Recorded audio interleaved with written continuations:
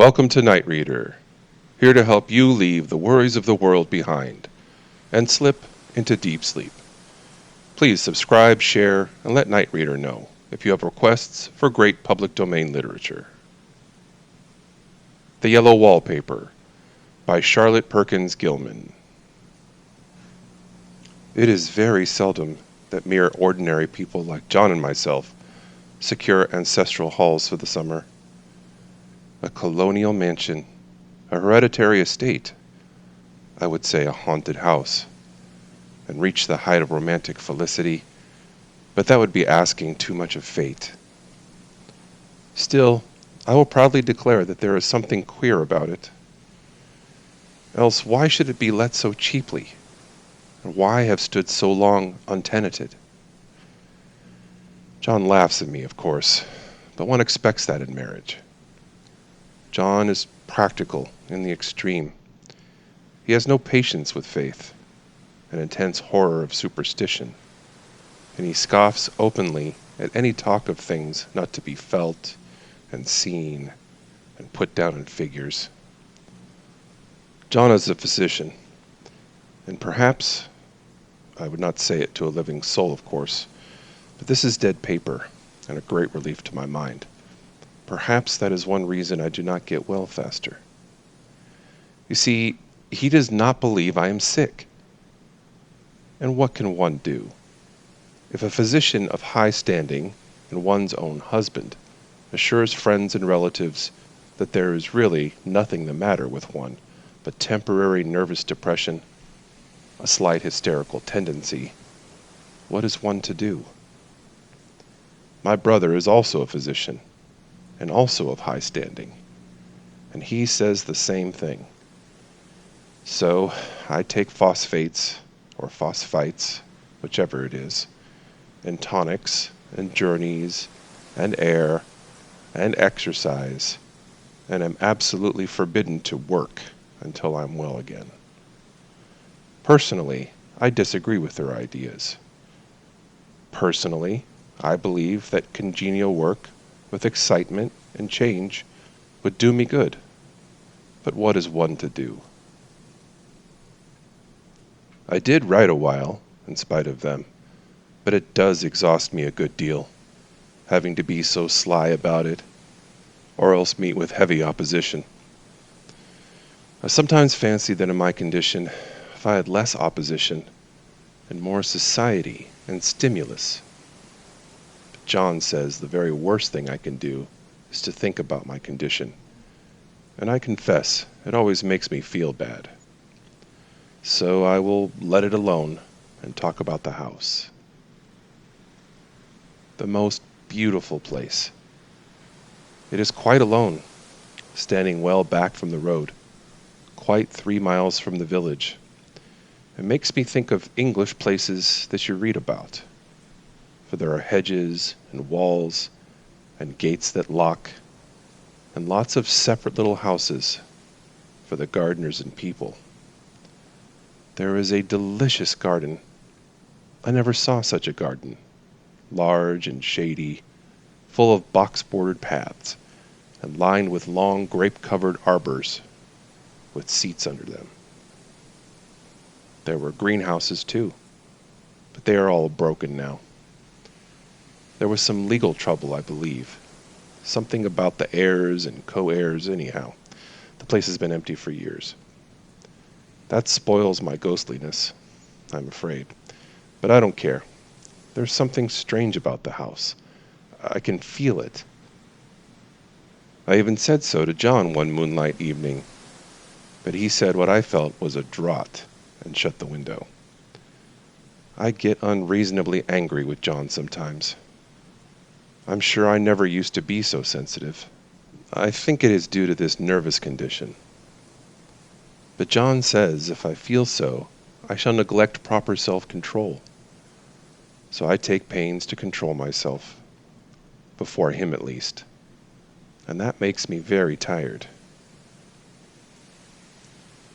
I don't like our room a bit. I wanted one downstairs that opened on the piazza and had roses all over the window and such pretty old-fashioned chintz hangings. but John would not hear of it. He said there was only one window and not room for two beds, and no near room for him if he took another. He is very careful and loving, and hardly lets me stir without special direction. I have a scheduled prescription for each hour in the day. He takes all care from me, and so I feel basely ungrateful not to value it more. He said we came here solely on my account, that I was to have perfect rest and all the air I could get. Your exercise depends on your strength, my dear, said he, and your food somewhat on your appetite. But air you can absorb all the time. So we took the nursery at the top of the house.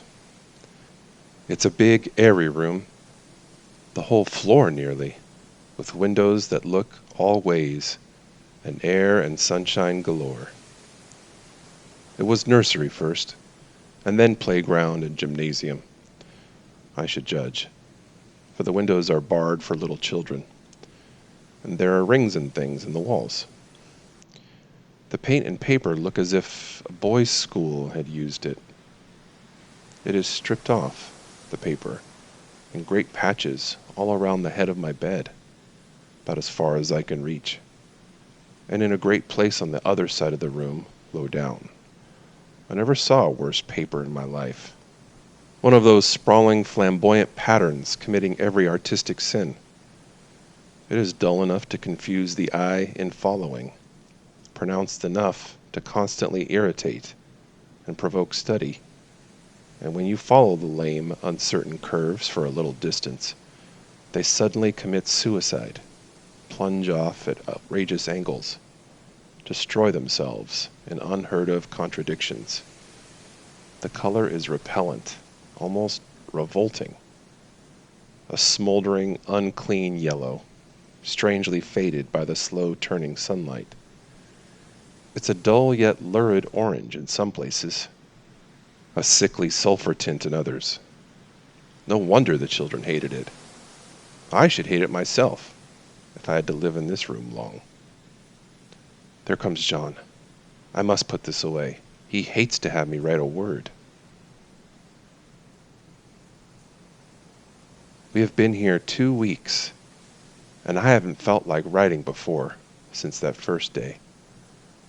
I am sitting by the window now, up in this atrocious nursery, and there's nothing to hinder my writing as much as I please, save lack of strength. John is away all day, and even some nights when his cases are serious. I am glad my case is not serious, but these nervous troubles are dreadfully depressing. John does not know how much I really suffer. He knows there is no reason to suffer, and that satisfies him. Of course, it is only nervousness. It does weigh on me so not to do my duty in any way. I meant to be such a help to John, such a real rest and comfort, and here I am, a comparative burden already. Nobody would believe what an effort it is to do what little I am able, to dress and entertain and order things. It's fortunate Mary is so good with the baby, such a dear baby, and yet I cannot be with him. It makes me so nervous. I suppose John was never nervous in his life. He laughs at me so about this wallpaper. At first he meant to repaper the room, but afterwards he said that I was letting it get the better of me, and that nothing was worse for a nervous patient than to give way to such fancies. He said that after the wallpaper was changed, it would be the heavy bedstead, and then the barred windows, and then that gate at the head of the stairs, and so on.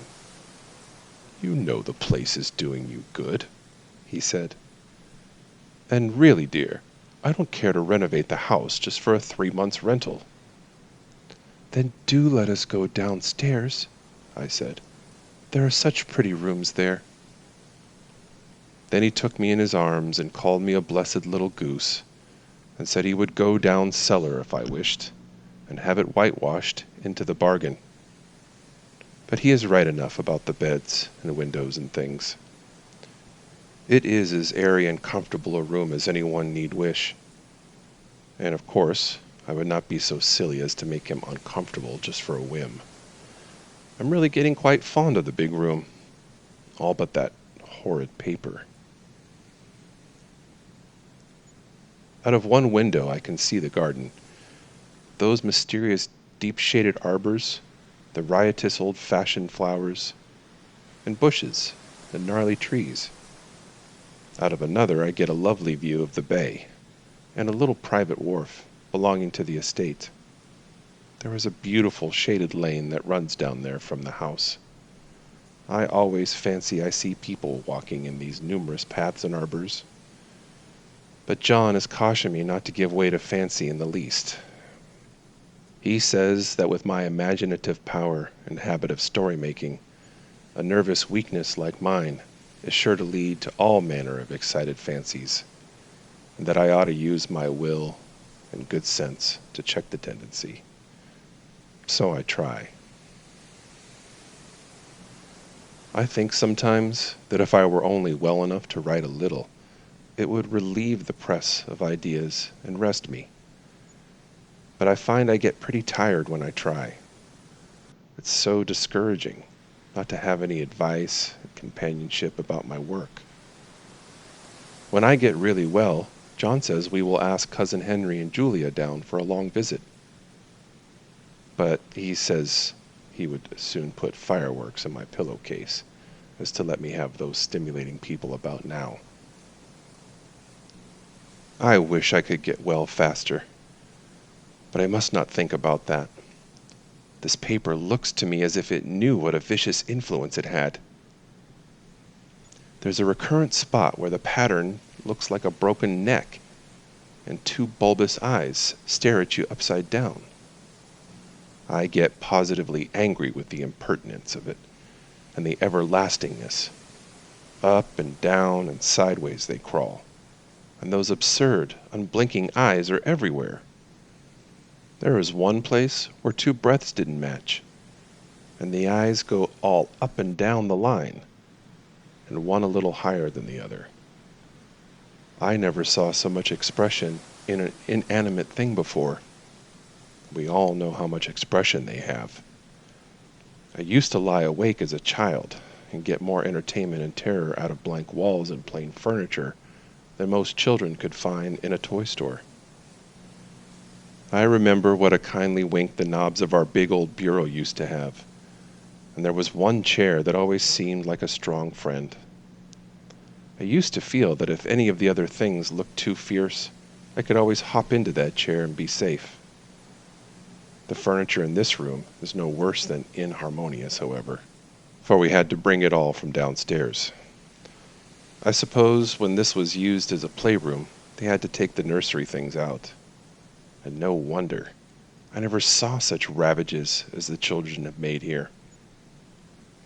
The wallpaper, as I said before, is torn off in spots, and it sticketh closer than a brother.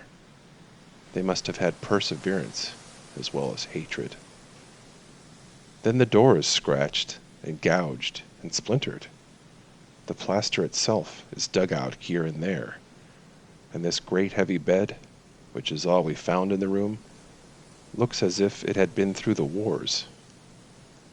But I don't mind it a bit, only the paper. There comes John's sister, such a dear girl as she is, and so careful of me.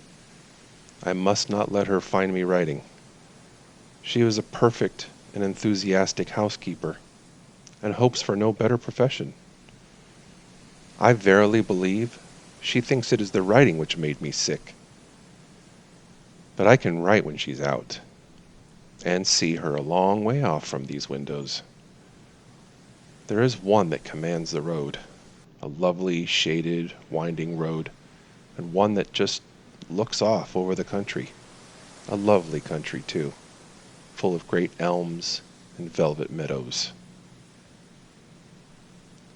This wallpaper has kind of a sub-pattern in a different shade, a particularly irritating one, for you can only see it in certain lights, and not clearly then. But in the places where it isn't faded, and where the sun is just so, I can see a strange, provoking, formless sort of figure that seems to sulk about behind that silly and conspicuous front design. There's Sister on the stairs. Well, the 4th of July is over. The people are gone, and I'm tired out. John thought it might do me some good to see a little company, so we just had Mother and Nellie and the children down for a week. Of course, I didn't do a thing. Jenny sees to everything now. But it tired me all the same. John says if I don't pick up faster, he shall send me to Weir Mitchell in the fall. But I don't want to go there at all. I had a friend who was in his hands once. She says he is just like John and my brother, only more so. Besides, it's such an undertaking to go so far. I don't feel as if it was worthwhile to turn my hand over for anything, and I'm getting dreadfully fretful and querulous. I cry at nothing, and cry most of the time. Of course, I don't when John is here, or anybody else, but when I'm alone. And I am alone a good deal just now. John is kept in town very often by serious cases, and Jenny is good and lets me alone when I want her to. So I walk a little in the garden or down that lovely lane, sit on the porch under the roses, and lie down up here a good deal. I'm getting really fond of the room, in spite of the wallpaper. Perhaps because of the wallpaper. It dwells in my mind so. I lie here on this great immovable bed, it is nailed down, I believe, and follow that pattern about the hour. It is as good as gymnastics, I assure you. I'll start, we'll say, at the bottom, down in the corner, over there where it has not been touched. And I determine for the 1000th time that I will follow that pointless pattern to some sort of a conclusion.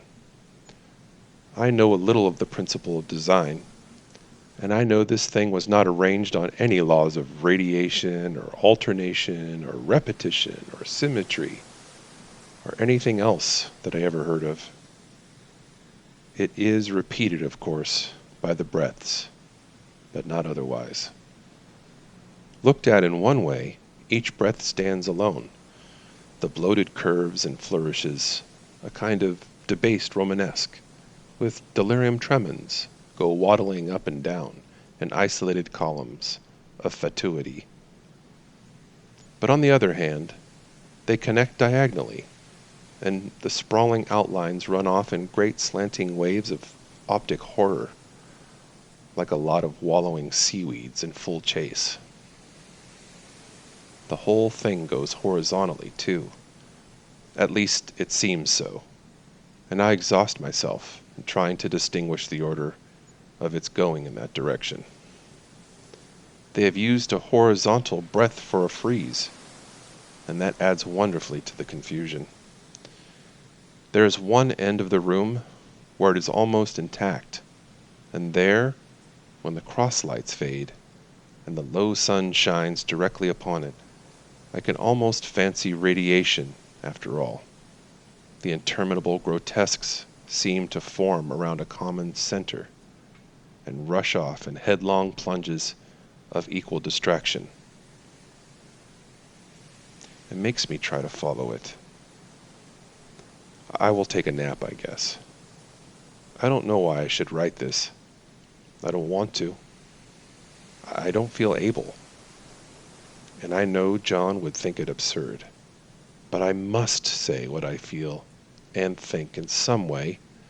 It's such a relief. But the effort is getting to be greater than the relief. Half the time now, I am awfully lazy and lie down ever so much. John says I mustn't lose my strength and has me take cod liver oil and lots of tonics and things. to say nothing of ale and wine and rare meat. Dear John, he loves me very dearly, and hates to have me sick. I tried to have a real earnest, reasonable talk with him the other day, and tell him how I wish he would let me go and make a visit to Cousin Henry and Julia. But he said I wasn't able to go, nor able to stand it after I got there, and I did not make out a very good case for myself, for I was crying before I had finished. It is getting to be a great effort for me to think straight. Just this nervous weakness, I suppose. And dear John gathered me up in his arms and just carried me upstairs and laid me on the bed and sat by me and read to me till it tired my head. He said I was his darling and his comfort and all he had, and that I must take care of myself for his sake and keep well. He says no one but myself can help me out of it, that I must use my will and self-control and not let any silly fancies run away with me. There is one comfort. The baby is well and happy, and does not have to occupy this nursery with the horrid wallpaper. If we had not used it, that blessed child would have. What a fortunate escape. Why, I wouldn't have a child of mine, an impressionable little thing, live in such a room for worlds. I never thought of it before, but it is lucky that John kept me here after all. I can stand it so much easier than a baby, you see. Of course, I never mention it to them any more. I'm too wise. But I keep watch of it all the same. There are things in that paper that nobody knows but me, or ever will. Behind that outside pattern, the dim shapes get clearer every day. It is always the same shape, only very numerous. And it is like a woman stooping down and creeping about behind that pattern. I don't like it a bit. I wonder, I begin to think, I wish John would take me away from here. It's so hard to talk with John about my case, because he is so wise, because he loves me so. But I tried last night. It was moonlight. The moon shines in all around, just as the sun does. I hate to see it sometimes. It creeps so slowly, and always comes in by one window or another. John was asleep, and I hated to waken him. So I kept still and watched the moonlight on that undulating wallpaper till it felt creepy. The faint figure behind seemed to shake the pattern, just as if she wanted to get out. I got up softly and went to feel and see if the paper did move. When I came back, John was awake. "What is it, little girl?" he said. "Don't go walking about like that. You'll get cold." I thought it was a good time to talk, so I told him that I really was not gaining here, and that I wished he would take me away. "Why, darling," he said, "our lease will be up in 3 weeks, and I can't see how to leave before. The repairs are not done at home, and I cannot possibly leave town just now. Of course, if you were in any danger, I could and would. But you really are better, dear, whether you can see it or not. I'm a doctor, dear, and I know. You're gaining flesh and color. Your appetite is better. I feel really much easier about you." "I don't weigh a bit more," said I, "nor as much. And my appetite may be better in the evening when you are here, but it is worse in the morning when you're away." "Bless her little heart," said he with a big hug. "She shall be as sick as she pleases. But now let's improve the shining hours by going to sleep, and talk about it in the morning." "And you won't go away?" I asked gloomily. "Why, how can I, dear? It's only 3 weeks more. And then we will take a nice little trip of a few days, while Jenny is getting the house ready. Really, dear, you are better." "Better in body, perhaps," I began. and stopped short, for he sat up straight and looked at me with such a stern, reproachful look that I could not say another word. "My darling," said he, "I beg of you, for my sake, and for our child's sake, as well as for your own, that you will never for one instant let that idea enter your mind. There is nothing so dangerous, so fascinating, to a temperament like yours. It is a false and foolish fancy. Can you not trust me as a physician when I tell you so?" So of course I said no more on that score, and we went to sleep before long. He thought I was asleep at first, but I wasn't. I lay there for hours, trying to decide whether that front pattern and the back pattern really did move together or separately. On a pattern like this, by daylight, there is a lack of sequence, a defiance of law that is a constant irritant to a normal mind. The color is hideous enough, and unreliable enough, and infuriating enough, but the pattern is torturing. You think you have mastered it, but just as you get well underway and following, it turns a back somersault, and there you are. It slaps you in the face, knocks you down, and tramples upon you. It's like a bad dream. The outside pattern is a florid arabesque, reminding one of a fungus. If you can imagine a toadstool in joints, an interminable string of toadstools, budding and sprouting in endless convolutions, why, that is something like it. That is, sometimes.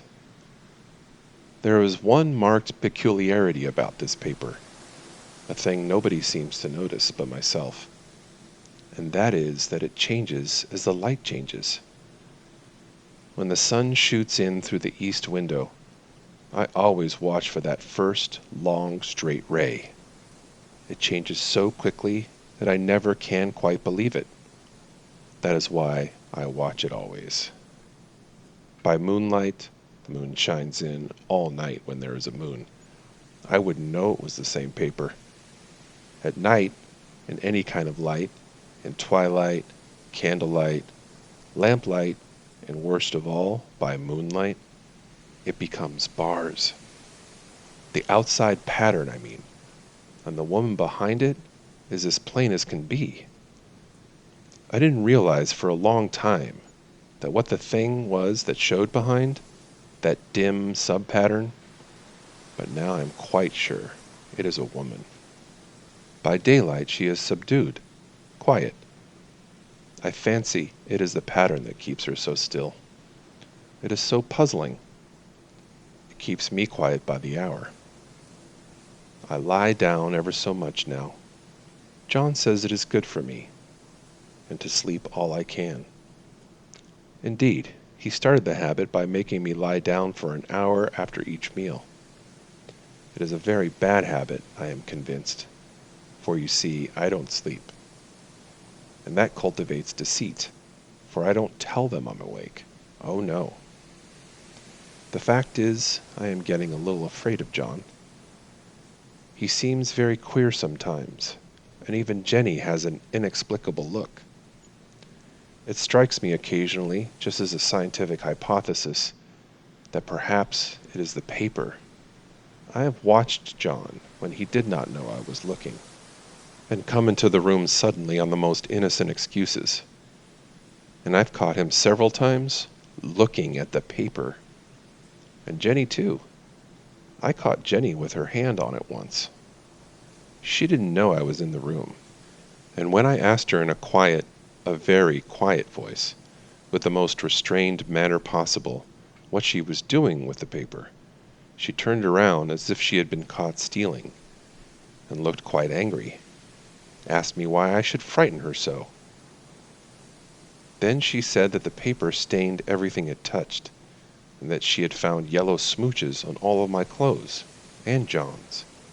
She wished we would be more careful. Did not that sound innocent? But I know she was studying that pattern, and I am determined that nobody shall find it out but myself. Life is much more exciting now than it used to be. You see, I have something more to expect, to look forward to watch. I really do eat better and am more quiet than I was. John is so pleased to see me improve. He laughed a little the other day and said I seemed to be flourishing in spite of my wallpaper. I turned it off with a laugh. I had no intention of telling him it was because of the wallpaper. He would make fun of me. He might even want to take me away. I don't want to leave now until I've found it out. There's a week more, and I think that'll be enough. I'm feeling ever so much better. I don't sleep much at night, for it is so interesting to watch developments. But I sleep a good deal in the daytime. In the daytime, it is tiresome and perplexing. There are always new shoots on the fungus, and new shades of yellow all over it. I cannot keep count of them, though I have tried conscientiously. It is the strangest yellow, that wallpaper. It makes me think of all the yellow things I ever saw. Not beautiful ones like buttercups, but old, foul, bad, yellow things. There is something else about that paper. The smell. I noticed it the moment we came into the room. But with so much air and sun, it was not bad. Now we have had a week of fog and rain, and whether the windows are open or not, the smell is here. It creeps all over the house. I find it hovering in the dining room, skulking in the parlor, hiding in the hall, lying in wait for me on the stairs. It gets into my hair. Even when I go to ride, if I turn my head suddenly and surprise it, there is that smell. Such a peculiar odor, too. I've spent hours in trying to analyze it, to find what it smelled like. It's not bad, at first, and very gentle, but quite the subtlest, most enduring odor I ever met. In this damp weather, it is awful. I wake up in the night and find it hanging over me. It used to disturb me at first. I thought seriously of burning the house to reach the smell. But now I am used to it. The only thing I can think of is that it is like the color of the paper, a yellow smell. There is a very funny mark on this wall, low down, near the mopboard, a streak that runs round the room. It goes behind every place of furniture except the bed, a long, straight, even smooch, as if it had been rubbed over and over. I wonder how it was done, and who did it, and what they did it for. Round and round and round. Round and round and round. It makes me dizzy.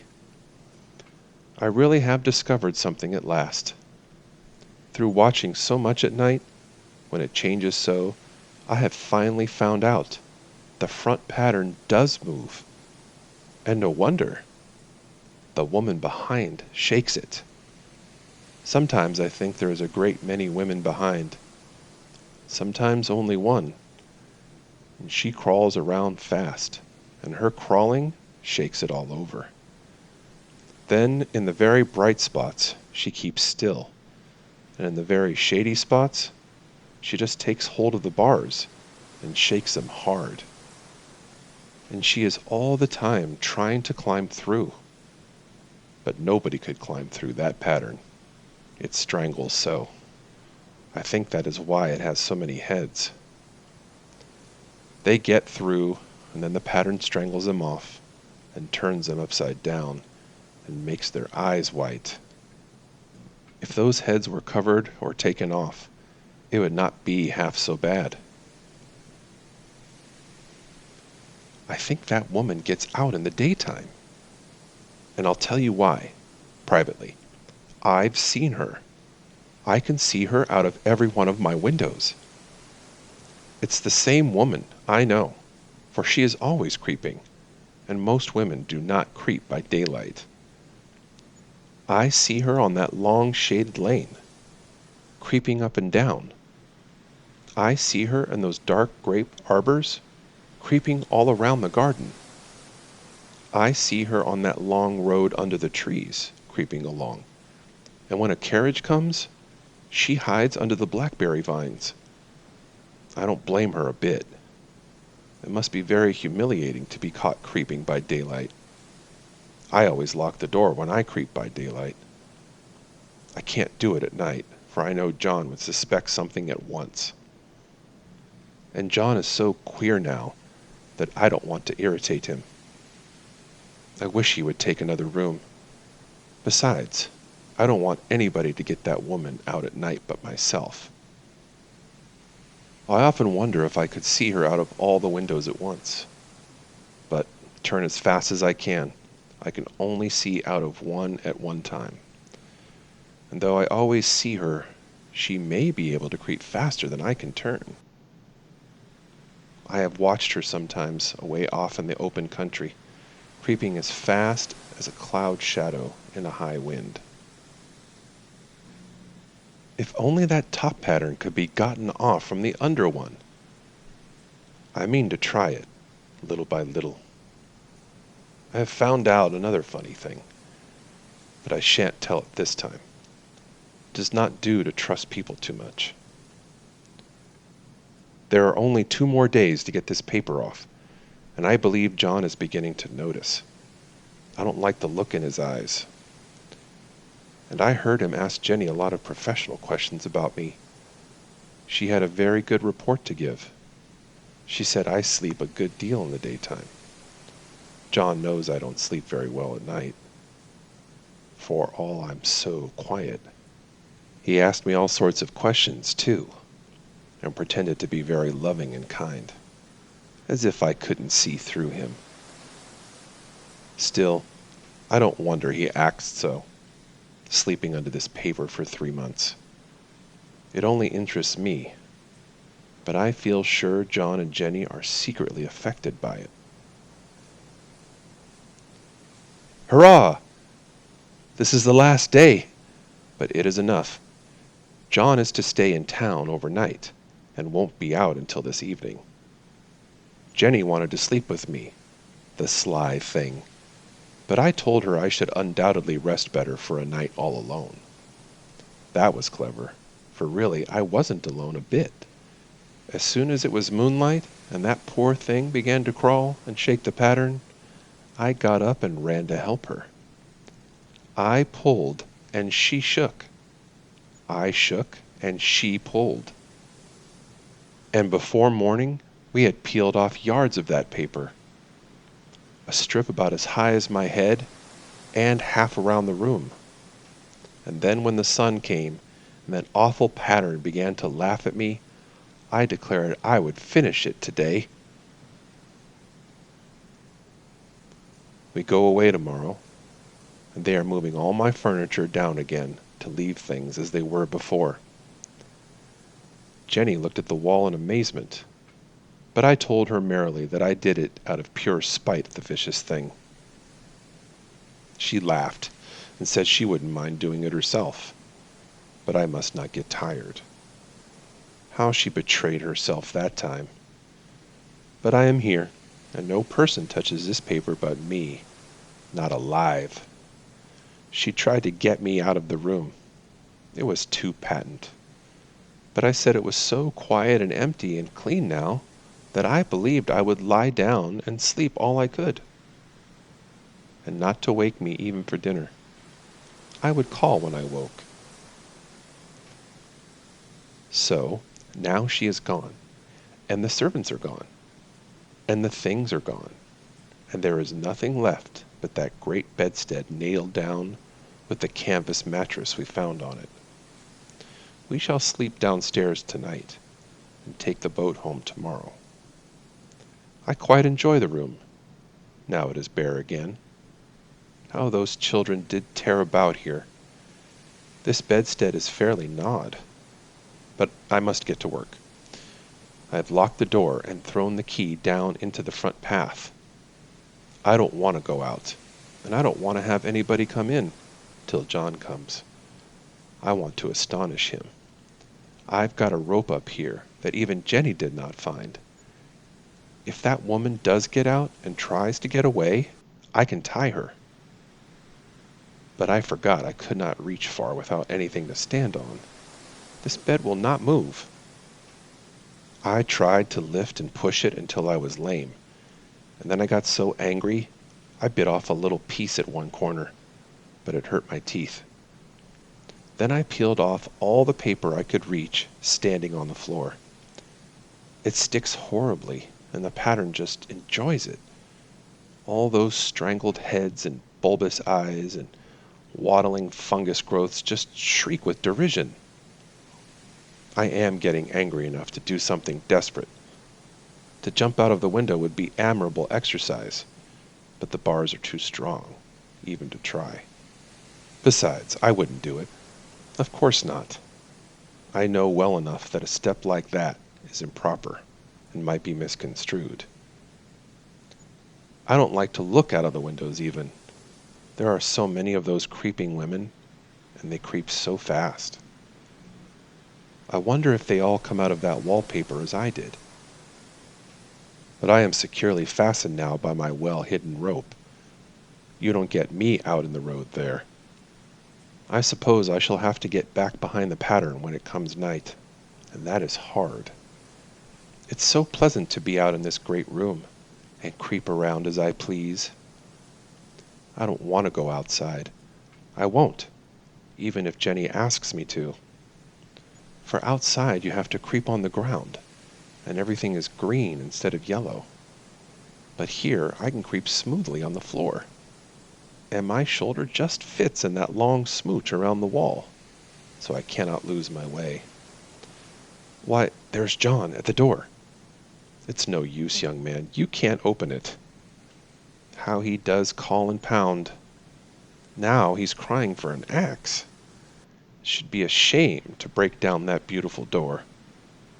John dear, I said in the gentlest voice, the key is down by the front steps under the plantain leaf.